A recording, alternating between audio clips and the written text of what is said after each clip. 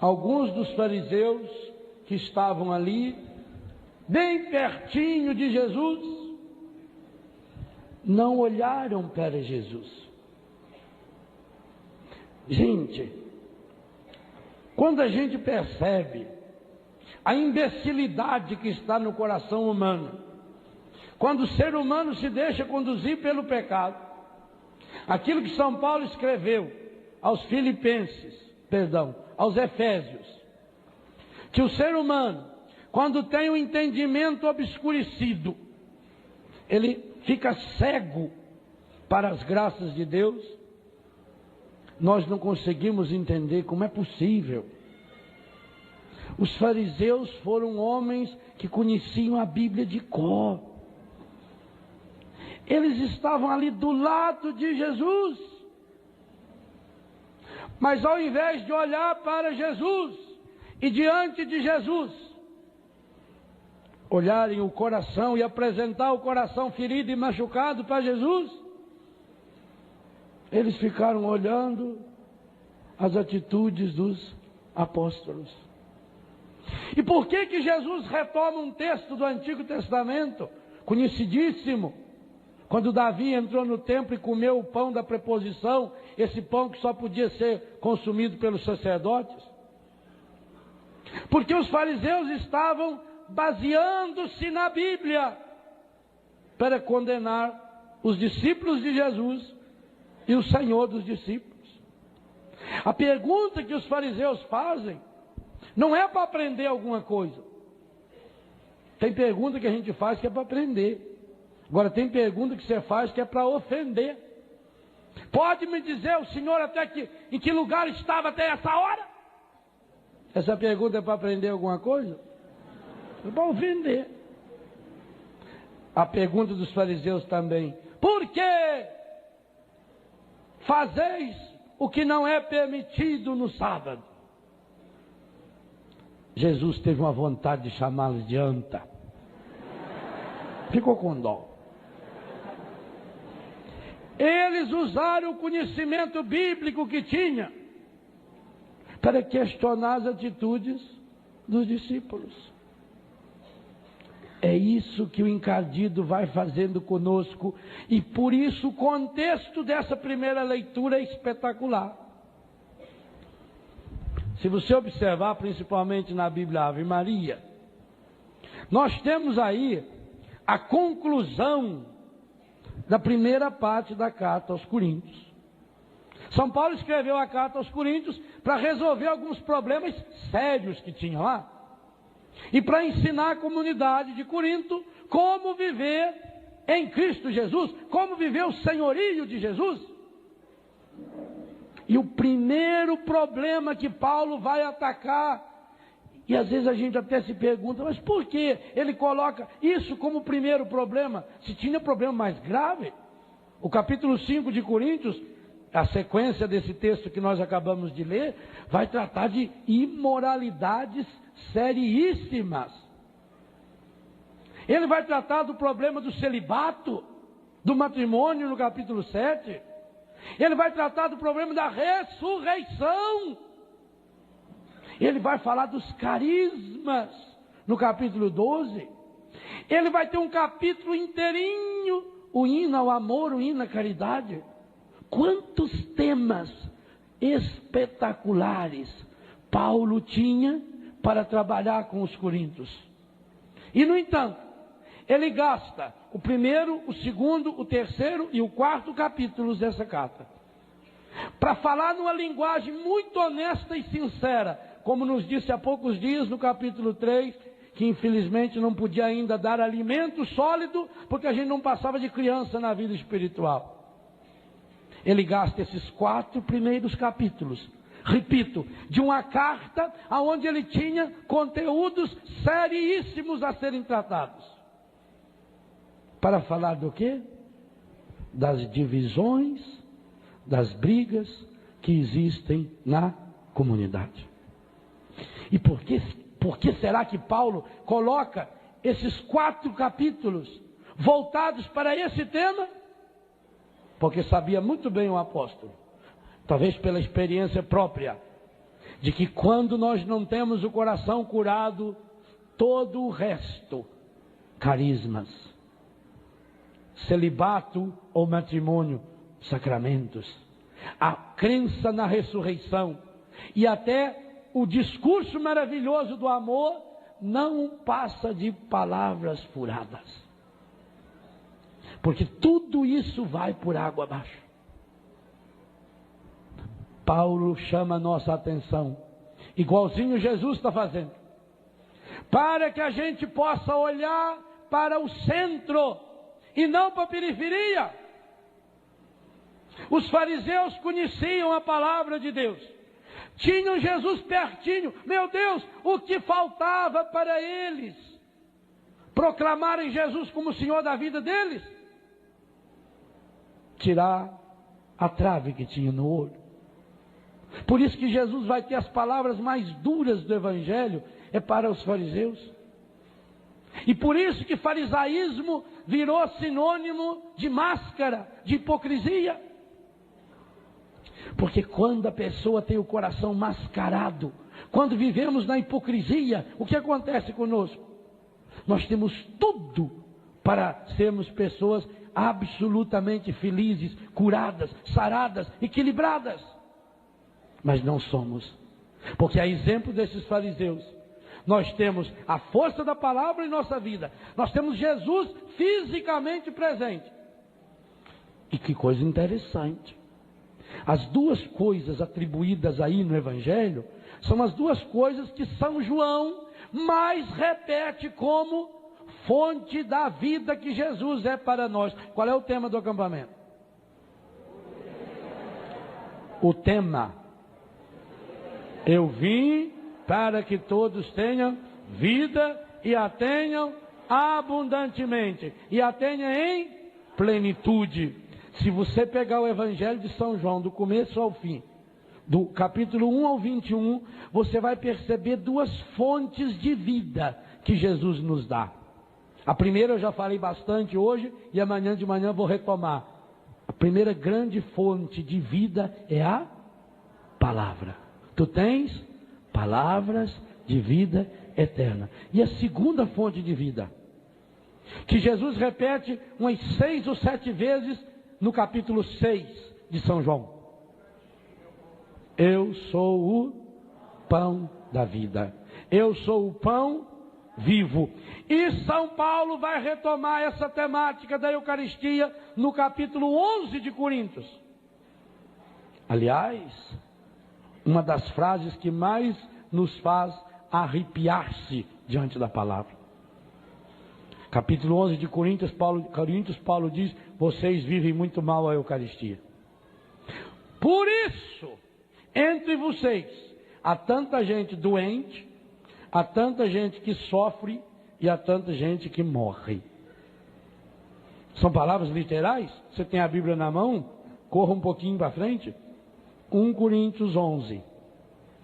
É exatamente isso que eu estou falando, para você ver a seriedade da temática que Paulo aborda na carta aos Coríntios e o peso que ele dá a esses 4 primeiros capítulos que a liturgia de hoje conclui para nós.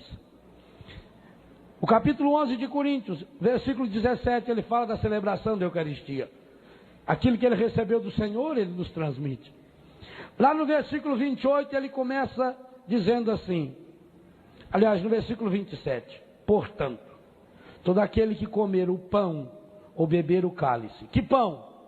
O pão da vida, essa vida que Jesus veio trazer. Portanto, todo aquele que comer o pão, beber o cálice do Senhor indignamente, será culpável do corpo e do sangue do Senhor. Há uma outra tradução muito boa que diz: está comendo e bebendo a própria condenação. Agora veja o versículo 28, como é que Paulo individualiza a questão. Que cada um está se referindo a quem? A eu, não a nós. Cada um é a mim. Se examine a si mesmo. Não parece erro? Que cada um Se examinar é quem? Eu se examinei o outro. Que cada um já é eu. Se examine já é eu. A si mesmo é 3 vezes. Será que é defeito?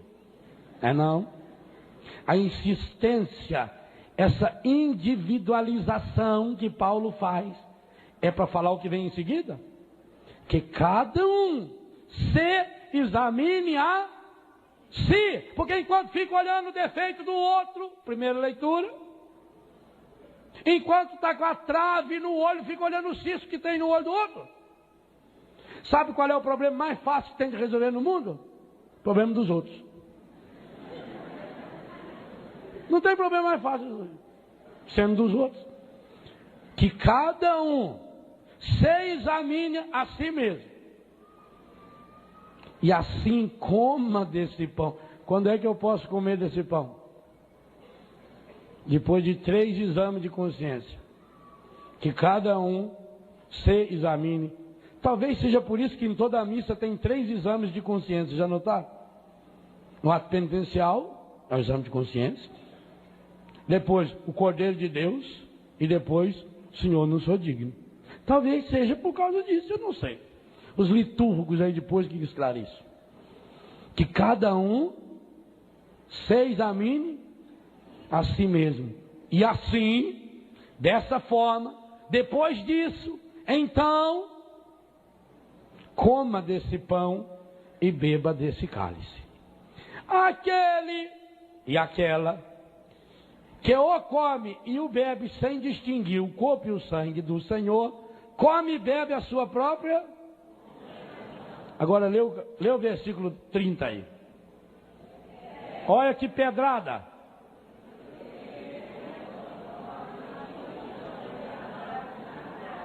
Esta é a razão pela qual, porque entre vós há muitos,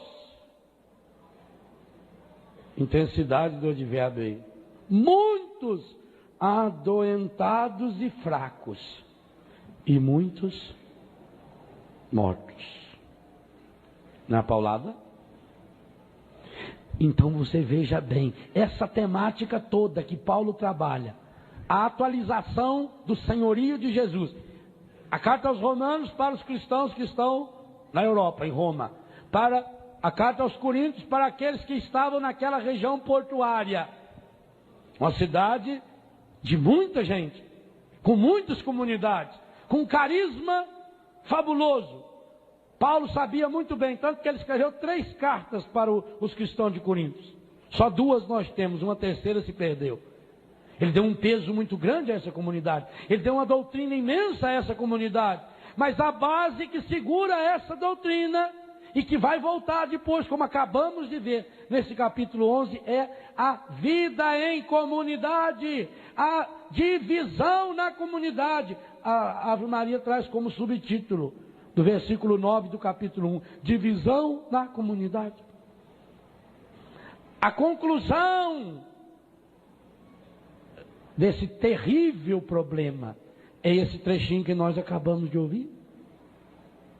Paulo retoma: se apliquei tudo isso a mim e a Apolo, foi por vossa causa, para que por meio de nós aprendais a não ultrapassar o que está escrito, e que vos não ensoberbeçais, tomando partido a favor de um e contra o outro. Meus irmãos, minhas irmãs, que tristeza, hoje nós estamos reproduzindo, e Jesus com certeza reproduz para nós o puxão de orelha aos fariseus. Eles tinham a palavra, eles tinham Jesus, mas ao invés de olhar para a palavra e para Jesus, eles foram olhar para quê? Para aquilo que eles julgavam ser defeito nos apóstolos. E por isso eles vêm ofender Jesus. Eles aproveitam, eles ficam tentando achar um jeito de achar alguma coisa estragada. Aqui está a dinâmica do encardido em nossa vida, em nossa família, em nossa comunidade.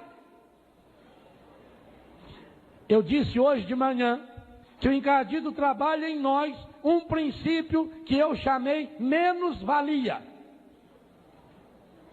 E agora nós vemos o outro lado da moeda, é um princípio que ele trabalha em nós, que nós podemos chamar de mais-valia. Naquilo que nós prestamos, somos imagem e semelhança de Deus, o encardido nos reduz. E naquilo que nós deveríamos reconhecer a fraqueza, ele incha o nosso coração de orgulho.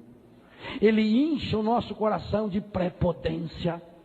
E então, ao invés de olharmos para Jesus e dizer: Jesus, cura minha vida, eu preciso dessa restauração, eu preciso dessa transformação, eu fico olhando para as atitudes das outras pessoas e condenando, e comentando, e estragando.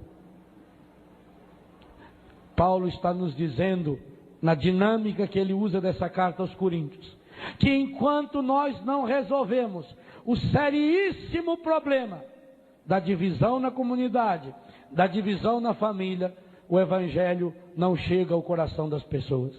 E isso que Paulo fala de modo tão prático, Jesus também falou, Jesus também rezou, quando no capítulo 17 de São João, ele rezando, ele diz, versículo 21 e versículo 23, Pai, que eles sejam um, a fim de que, agora pensem na seriedade dessa reza de Jesus, Pai, que eles sejam um, a fim de que o mundo creia que tu me enviaste. Gente, nós sabemos que no Evangelho de São João, crer em Jesus significa salvar-se. Nós sabemos que pelo menos 1/6 da humanidade não crê em Jesus. Talvez 1/5 da humanidade não conheça Jesus. Hoje, tantas guerras, tantas misérias, tantas desgraças, porque as pessoas não conhecem Jesus. E as pessoas que não conhecem Jesus, essas pessoas não podem ser salvas.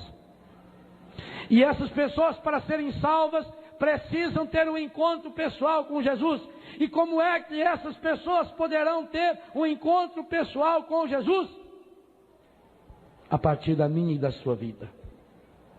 Então veja a responsabilidade nossa. Porque eu disse várias vezes hoje de manhã, de muitas outras formas, essa é uma lei espiritual. Depois que Deus criou o mundo, ao terminar o princípio da criação, quando chegou o ápice da criação, ele criou o ser humano. A partir da criação do ser humano, Deus nunca mais agiu diretamente na história. Nunca mais. Nunca mais. E essa é uma lei espiritual irrevogável. Foi Deus que determinou. Deus age no mundo através do ser humano. E aqui tem uma coisa terrível. Você sabia que o encardido, por ser puro espírito, ele também não tem nenhum poder de agir no mundo? Nenhum. O encardido não pode agir, por sendo ele espiritual, ele não pode agir no mundo material. São duas realidades que não combinam.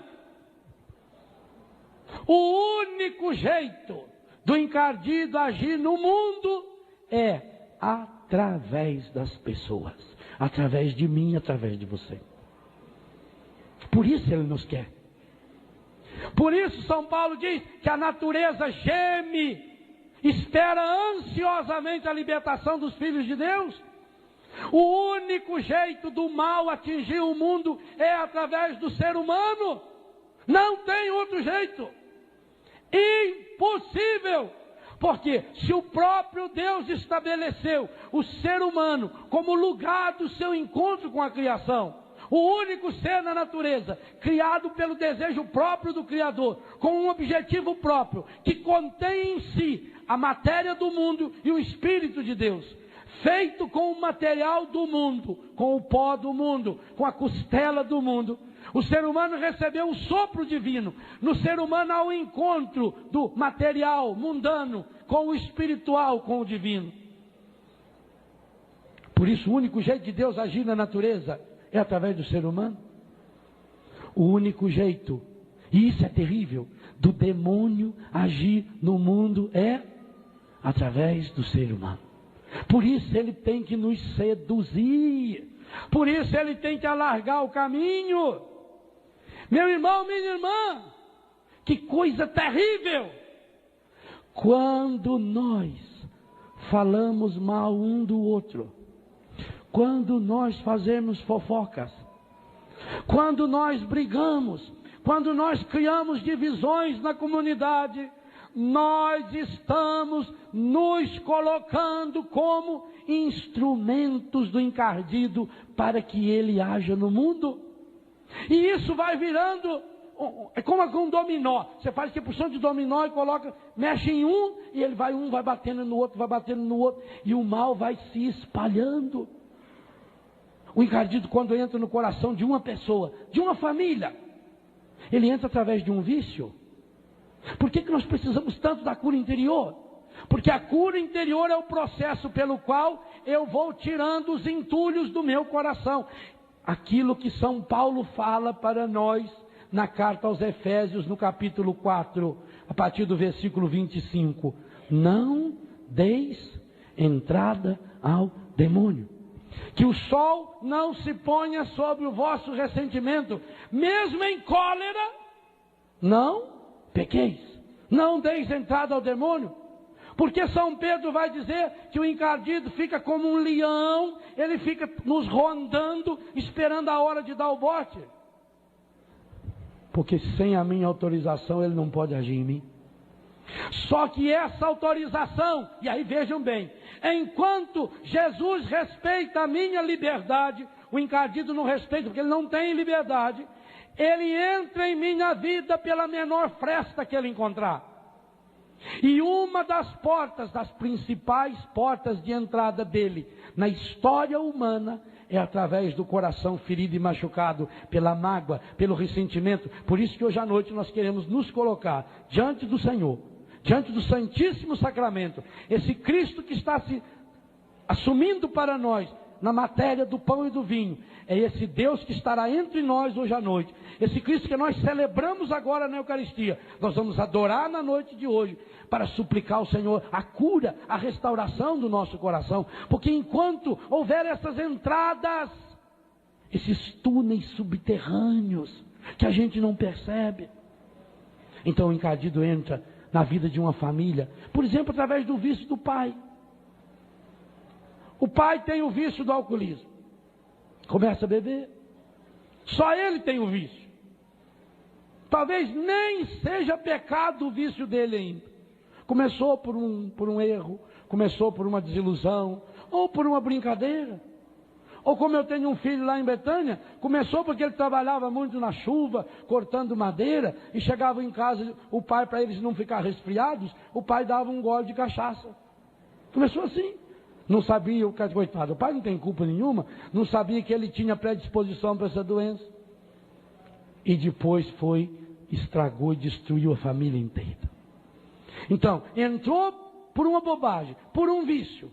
Aquele vício começa a crescer. O encardido, ele vai se acomodando, ele vai se alastrando dentro da comunidade, ele vai se alastrando dentro da família, porque ele só pode agir na família através do outro, através de mim. O que Jesus está chamando a atenção é, se nós não olhamos para Ele, nós acabamos fazendo como os fariseus. O Filho do Homem é o Senhor do sábado. Jesus está dizendo, eu estou aqui, eu posso salvar você. Você sabe disso, a palavra aponta para mim.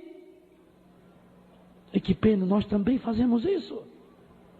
Porque quando nós vivemos o desamor entre nós, quando nós vivemos e cultivamos mágoas, quando cultivamos ressentimentos, quando cultivamos a fofoca, nós estamos abrindo um espaço imenso no nosso coração.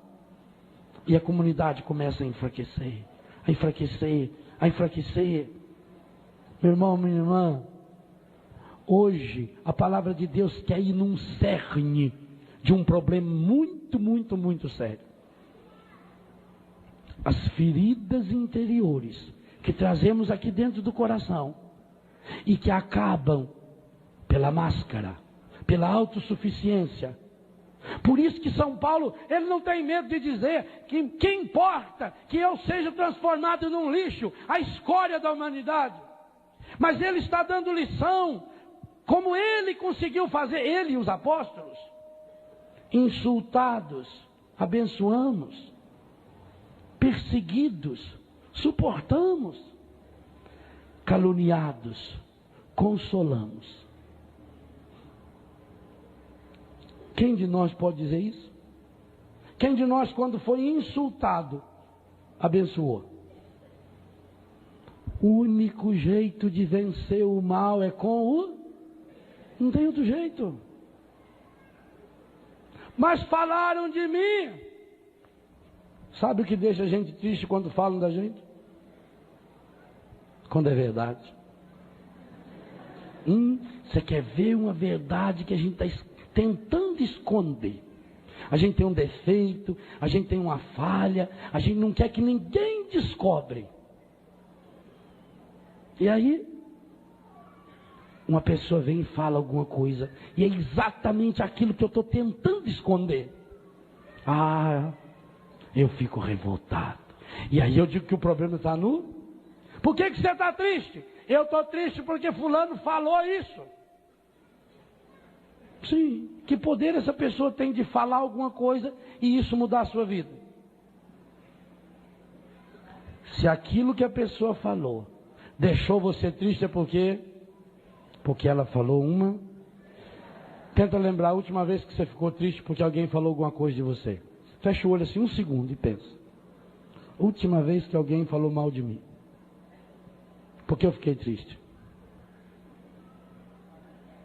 E pensa bem, se não é algo que está há muito tempo embutido no seu coração e que você está tentando esconder. Pois hoje eu queria dizer a você, não esconda mais. Mostra para Jesus. Se Jesus rezou, Pai, que eles sejam um, a fim de que o mundo creia que tu me enviaste. E o mundo está precisando acreditar. O mundo está com urgência absoluta de acreditar em Jesus. Sem Jesus não tem outra saída. Meu Deus, eu saber que eu posso de alguma forma contribuir para que esse mundo imenso seja curado, seja restaurado, seja tocado. Mas se eu vou acumulando no meu coração, será que eu conseguiria fazer esse exercício tão pequenininho do versículo 12? Insultados, abençoamos. Perseguidos, suportamos. Caluniados, consolamos. Chegamos a ser como o lixo do mundo, a escória de todos até agora, por causa de Cristo. Ele começou no versículo 10. Nós, estultos, doidos, loucos, por causa de Cristo. E vós, sábios em Cristo. Nós, fracos, e vós, fortes. Vós, honrados, nós, desprezados. Até esta hora padecemos fome, sede, nudez. Somos esbofeteados, somos errantes, fatigamo-nos trabalhando com as nossas próprias mãos. Insultados, abençoamos, perseguidos, suportamos, caluniados, consolamos. Por quê? Que força é essa que nos leva a aceitar essa humilhação? Qual é o preço do quadro? Será que você está disposto? Será que você está verdadeiramente disposta para a oração de cura interior que nós queremos fazer hoje à noite? Eu penso que muitos de nós não estamos, não. Eu penso que muitos de nós vamos até Jesus igual o jovem rico. Senhor, o que fazer para ser feliz, para ser curado? Mas na verdade não está querendo saber a resposta. Na verdade queria assim: Jesus, põe a mão na minha cabeça, resolva esse meu problema para mim. E isso Jesus não faz. Jesus não vai resolver nenhum problema seu. Nenhum. Entregue o seu problema para Jesus, Ele resolve. É mentira. Ele não resolve. Ele vai dar força, garra e coragem para você arregaçar as mangas e resolver. Essa é a diferença da cura interior.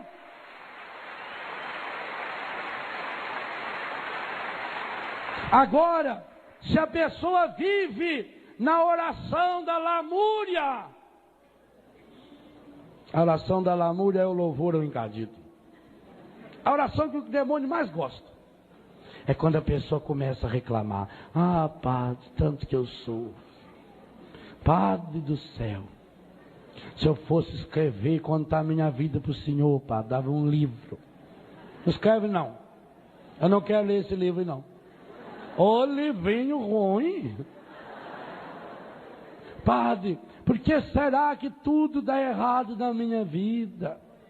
Padre, por que será que ninguém gosta de mim? Aí você olha para a pessoa e fala: morre, meu irmão. A pessoa quer morrer? Quer morrer nada. Ela quer atazanar a gente. Ela não quer morrer coisa nenhuma. Quem quer morrer não avisa. Quer chamar atenção, quer se fazer de vítima. É coração ferido e machucado. Os fariseus estavam querendo provocar Jesus, mas Jesus que os provocou. Jesus os chamou para que olhassem para si. E nós para quem estamos olhando? Será que eu consigo de fato olhar para esse Jesus e dizer: Senhor, o problema está em mim? Agora, enquanto nós ficamos elegendo os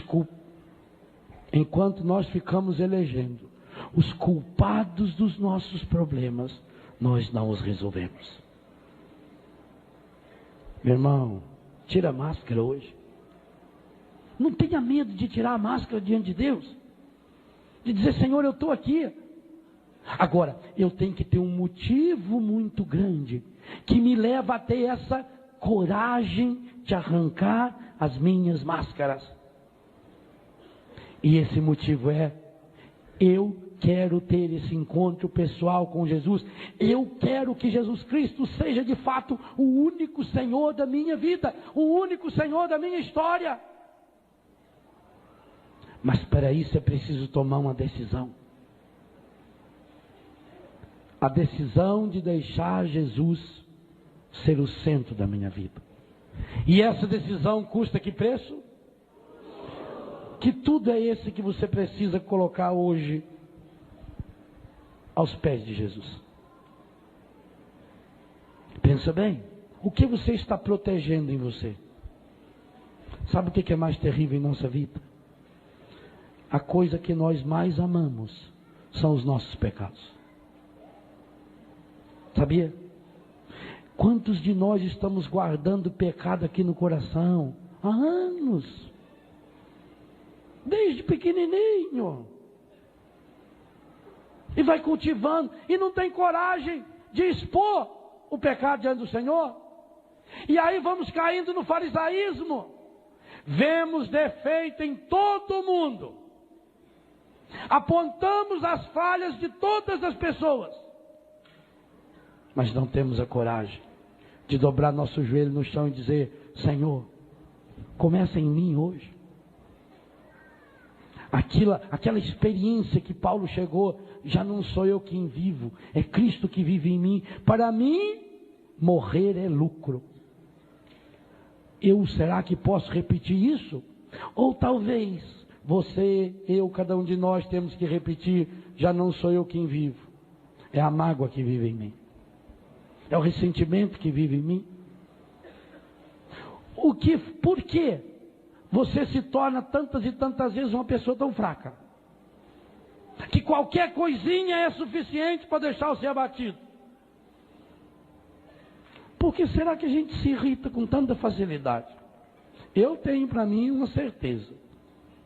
Cada vez que eu estou me irritando com muita facilidade, é porque eu estou em pecado. E aí eu acho que o problema está no outro. Aí qualquer barulho do outro já irrita a gente. Aí qualquer atitude do outro já irrita a gente. Porque a gente não tem aquela coragem de reconhecer: Senhor, eu sou um pecador. Senhor, eu estou acreditando nessas bobagens, Senhor. Essas bobagens que o mundo ensina, que a pessoa vale por isso, vale por aquilo. Quando Jesus, que veio para dar a vida e a dá-la em plenitude para nós, no Sermão da Montanha, manda que se olhe para as aves do céu e para os lírios do campo, ele não pergunta: a sua vida não vale mais do que a veste? Valeis muito mais do que os pássaros. O valor de cada um de nós não vem de fora. Meu irmão, minha irmã, nada nem ninguém que estejam fora da gente pode dar nosso valor ou tirar nosso valor. Se eu pegar uma nota de $100 e perguntar para um grupo de pessoas: quem de vocês desejaria ganhar essa nota? Todo mundo levanta a mão. Aí eu pego e amasso aquela nota, amasso e pergunto: quem quer ganhar? Mas eu amassei a nota. Eu posso dobrar, eu posso pisar na nota de $100. Quanto que ela vale? Então, meu irmão, minha irmã, nada, nenhum amassado, nenhuma pisoteada do pecado, do mundo, vai tirar o seu valor de filho e filha de Deus. Olha para esse Senhor de Deus. O nosso valor começa aqui. Pode ser que hoje eu sou uma nota remendada ou mofada. Um casal que juntou tanto tempo dinheiro para ir para a Europa, que quando foi na data que tinha juntado o dinheiro, tiver que lavar as notas e passar para tirar o cheiro de mofo. Levaram. Pode ser que eu esteja sendo uma nota meia mofada, meia suja, meia estragada. E está na hora de dar um brilho. Mas se eu não sei o valor que eu tenho, quem é que vai me dar o valor? O seu valor vem da pessoa que hoje nos chama no Evangelho. O Filho do Homem que é Senhor do sábado significa: olhe para o essencial. Eu estou aqui. Às vezes a gente fica pensando: meu Deus, como é que pode? Aquelas pessoas viveram fisicamente com Jesus, estavam do lado de Jesus, e não deixaram Jesus tocar o coração, e voltaram para casa com as suas enfermidades. Lucas 8:43, a hemorroísta, era uma multidão de 5.000 pessoas, uma mulher tocou o Senhor, e uma foi curada. Não basta você vir um acampamento, não basta você estar nessa festa maravilhosa de milhares de pessoas, não basta eu estar celebrando essa Eucaristia, ou concelebrando, ou cantando, ou tocando, ou trabalhando, ou filmando, não basta. É preciso desmascarar o coração, é preciso deixar Deus botar a mão no nosso coração, é preciso deixar Deus arrancar do nosso peito as sujeiras que nós e os nossos pecados estamos acumulando ao longo de tanto tempo. E enquanto nós não tivermos essa coragem de nos lançarmos no Senhor e mostrar para Ele, o nosso Deus é rico em misericórdia. O que o Salmo de hoje nos ensinava?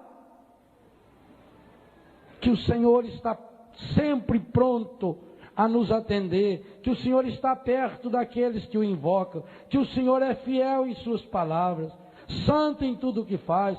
O Senhor sustenta os que vacilam, soergue os abatidos. Todos os olhos esperançosos se dirigem para vós, e a seu tempo vós os alimentais.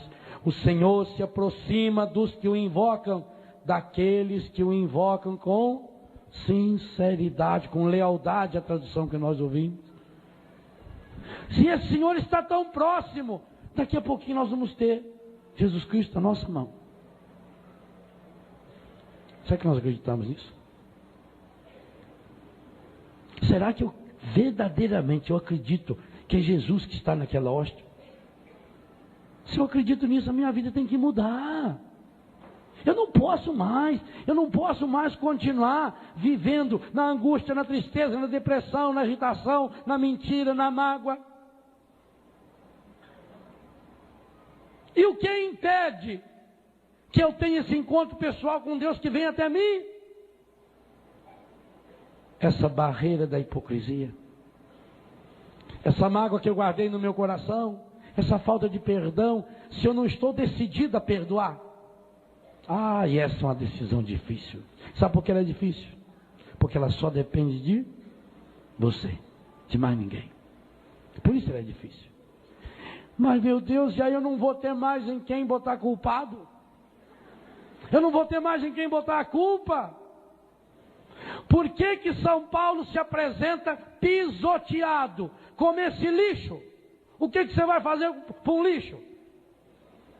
Quem é que pode ofender um lixo? Quem pode me ofender? E não foi o que Jesus Cristo fez por nós? O retrato é feio. Como nós estamos atrás de um Cristo do Sermão da Montanha. Bem-aventurados os puros de coração, porque verão a Deus. Bem-aventurados os que choram, porque serão consolados. Mas ele diz lá no final, bem-aventurados, quando forem caluniados e perseguidos por causa do meu nome. Essa perseguição nós não queremos. Imagine se hoje, essa revolução que o mundo está caminhando rapidamente para ela, já tivesse se instalado, e que os cristãos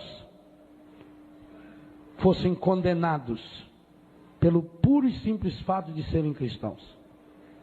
Você seria condenado? Não seria condenado porque usa um crucifixo, uma camiseta.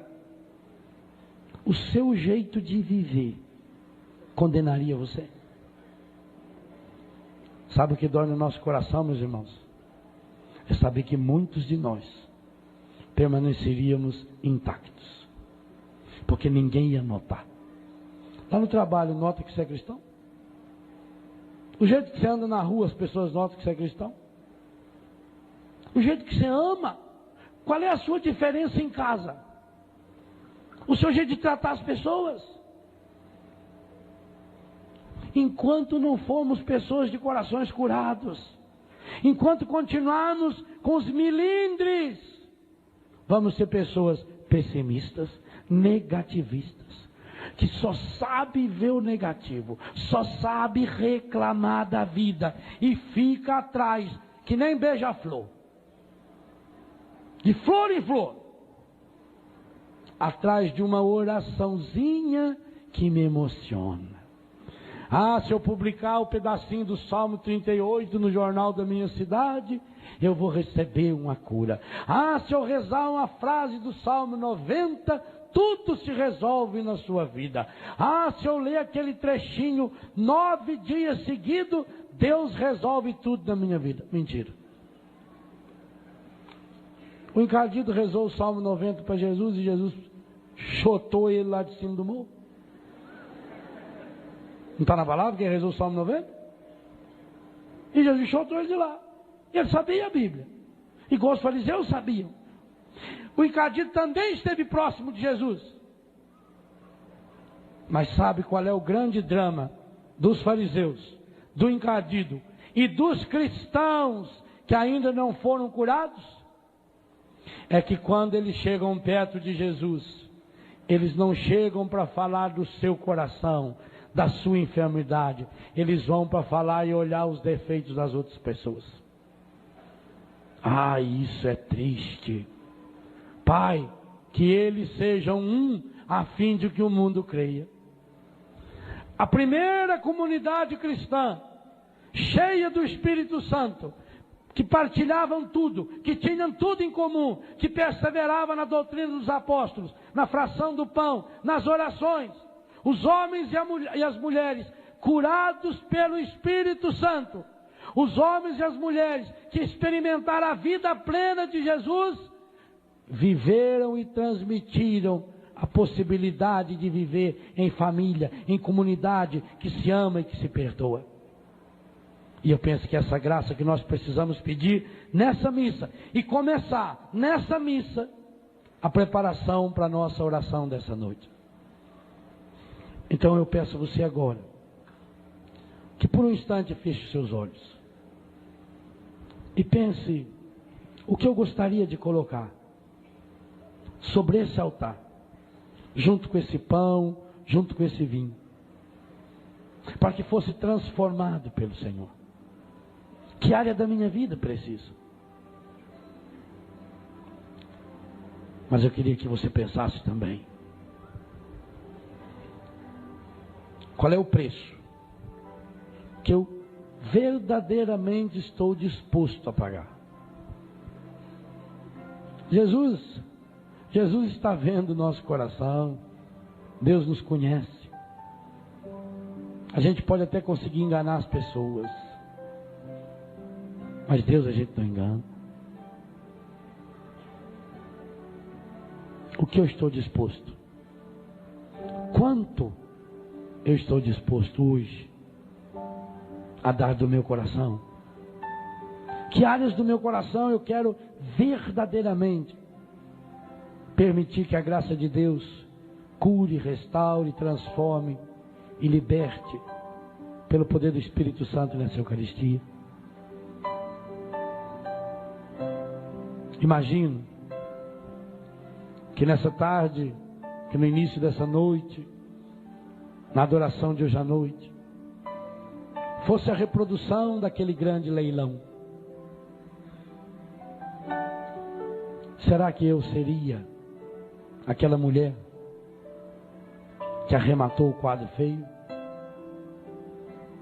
Será que o amor que eu tenho dentro do meu coração por Jesus é grande o suficiente para levar-me a arrematar esse quadro?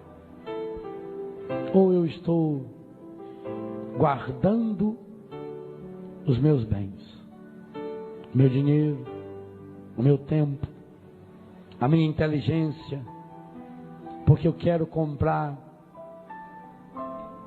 aquele outro quadro, aquele carro, aquele animal, aquela obra de arte.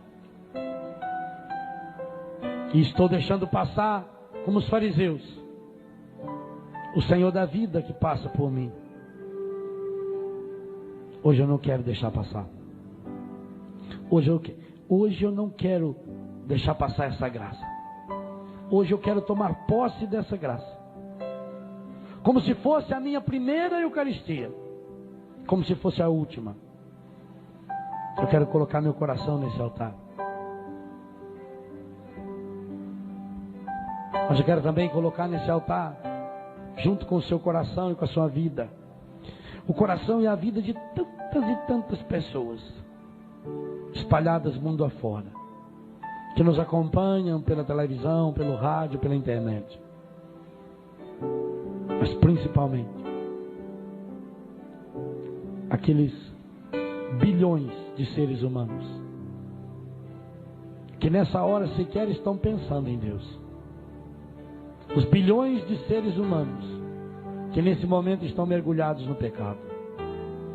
Os bilhões de seres humanos que nesse momento estão afastados da graça.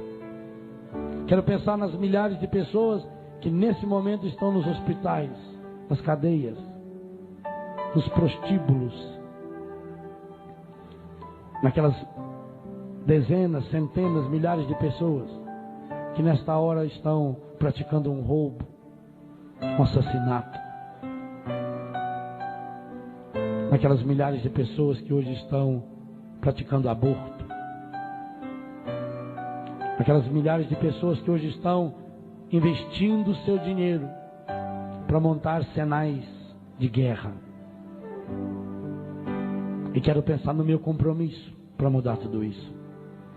E de saber que essa missa, hoje aqui, nessa nova assembleia, em torno da palavra e em torno de Jesus, que ela pode chegar ao coração dessa pessoa e pode mudar o rumo da história. É por isso que eu quero colocar acima desse altar o projeto Dai-me Almas desse mês. No dia em que celebramos a independência, eu quero convidar você a participar ativamente desse momento de doação e de oferta, para que o nosso país possa de fato ser independente. Independente das drogas, independente da prostituição, independente da violência, independente da corrupção, independente da mentira, independente das angústias e depressões que invadem os corações de milhares de irmãos e irmãs nossos espalhados por esse país. Eu quero convidar você hoje a colocar nessas oferendas, na sua doação, o quanto você é capaz de se empenhar pelo leilão do reino, pelo Senhor da história,